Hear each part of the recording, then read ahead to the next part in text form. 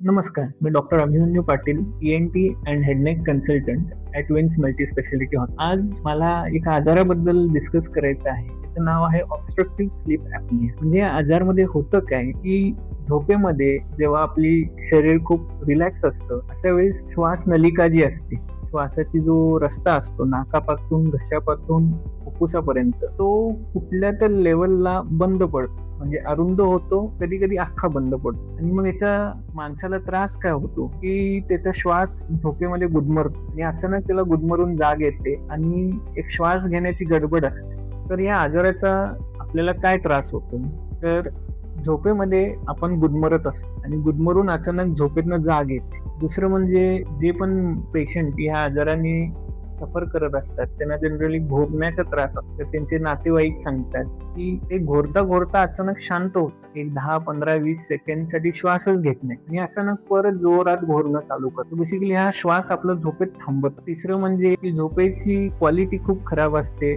दिवसा पण जरा झोप येत असते, डोळ्यावरची झापड जात नाही. हा पेशंट सारखे सांगत असतात. तर आता हे असं का होतं, तर याची कारणं कशी आहेत. हा आजार अगदी लहान मुलांपासून वयस्कर लोकांपर्यंत सगळ्यांच्याच बघायला भेटते. त्याची कारणं वयोमानानुसार वेगळी असतात. बट मेन कारण जे असतं की श्वास नलिका जी आहे ती उघडी राहते. त्याच्यावर काय तर वजन असतं. कधी कधी वयोमानानुसार हे स्नायू लूज झाले असतात, एवढी ताकद नसते त्यांच्यात. तर हे सगळी कारणं असतात. लहान मुलांच्यात जसे टॉन्सिल किंवा नाकामागचे टॉन्सिल, ह्याच्यामुळे रस्ता अरुंद होत असतो, रस्ता लहान होत असतो.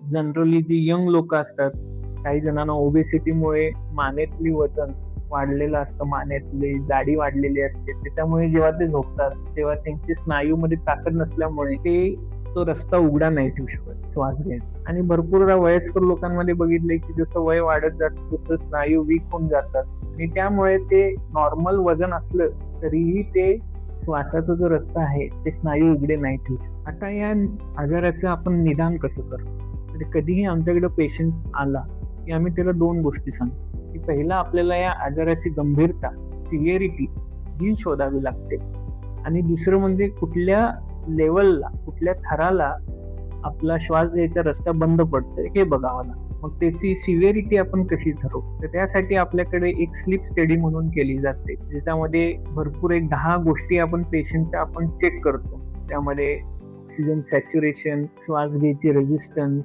हे सगळं आपण मोजलं जातं आणि त्यातनं आपण एक AHI म्हणून नंबर काढतो, ॲपनिया हायपोॲपनिया इंडेक्स. तर त्याचं साध्या शब्दात सांगायला गेलं तर झोपेत कितीदा ऑक्सिजन कमी, सॅच्युरेशन कमी जातं आणि दुसरं म्हणजे कितीदा श्वास कोंबतो हे आपण कॅल्क्युलेट करतो आणि त्यानुसार आपण त्याची ग्रेडिंग करतो, माइल्ड, मॉडरेट, सिव्हिअर मध्ये. आणि मग दुसरा भाग येतो की कुठल्या लेवलला आपला श्वास बंद पडतो. तर हे बघण्यासाठी आपण काय करतो, एक डाईस म्हणून करतो, इंडियन स्लीप एंडोस्कोप. म्हणजे साध्या शब्दात म्हणजे की पेशंटला आपण झोपेचे इंजेक्शन देतो. एकदा पेशंट झोपला की एक फ्लेक्झिबल स्कोप असतो, तो आपण पास करतो नाकामधून आणि बघतो की कुठल्या लेवलला आता लहान होतोय आणि कुठल्या लेवलला बंद पडतो हे आपण शोधून काढतो. आता जर आपण ऑब्स्ट्रक्टिव्ह स्लीप ॲपनिया ची ट्रीटमेंट काय, याची ट्रीटमेंट आपण 3 प्रकारे करतो. एक तर लाईफस्टाईल मॉडिफिकेशन, म्हणजे दैनंदिन गोष्टींमध्ये काय बदल आणणं, जसे की आपलं वजन कमी ठेवणं, जरा स्ट्रेस रिलीफ करणं, व्यायाम करून ते स्नायू स्ट्रॉंग करणं. आणि तिसरं म्हणजे कुठली काही सवय असतील त्याच्यामुळे झोपेची क्वालिटी खराब होत असते, की दारू किंवा एखाद्या औषधावर डिपेंडन्सी असेल, तर हे सवय आपण मोडायला सांगतो. त्यानंतर येतो भाग मेडिकल मॅनेजमेंट. मेडिकल मॅनेजमेंटमध्ये सर्वात कॉमन टेक्निक किंवा प्रकार असतो CPAP मशीनचा वापर. CPAP म्हणजे कंटिन्युअस पॉझिटिव्ह एअरवे प्रेशर. त्याचा अर्थ काय, की ते मशीन आपले जे श्वासाचा रस्ता आहे त्यावर एक कंटिन्युअस पॉझिटिव्ह प्रेशर, कंटिन्युअस दाब देऊन ते उघडं ठेव, त्याला बंद होऊन दे. तर रात्री आपण एक मास्क वापरतो जो त्या मशीनला कनेक्टेड असतो आणि बेसिकली एक प्रेशर असतं आपल्या तोंडामध्ये, आपल्या नाकामध्ये, आणि तो रोजता आपण बंद होऊन देतो. त्यानंतर भाग येतो सर्जिकल मॅनेजमेंटचा. तर मी जसं म्हणतो की सर्जरी प्रत्येक पेशंटला इंडिव्हिज्युअल त्याला जी लागते ती केली जाते आणि ते निदान करायचं टेक्निक म्हणजे ते dice, drug induce sleep endoscopy. आता जर आपण OACची ट्रीटमेंट केलीच नाही तर काय होतं, तर हा आजार स्वतः गंभीर आहे, त्यासोबत हा गंभीर गोष्टींचं कारण बनतं.